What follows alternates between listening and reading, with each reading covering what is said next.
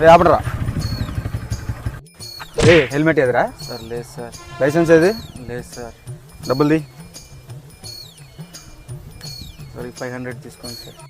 Sir ఈ 500 కూడా తీసుకొని ఈ నా కొడుకు కూడా కొట్టండి సార్. ఊరు మొత్తం చదువుతాడు సార్ వీడు. ఏం మాట్లాడుతున్నావురా? నరాలు కట్ అయిపోయింది. ఏమి చేశావు నేరం నిన్నెక్కడ? రే బండి దిగండి రా.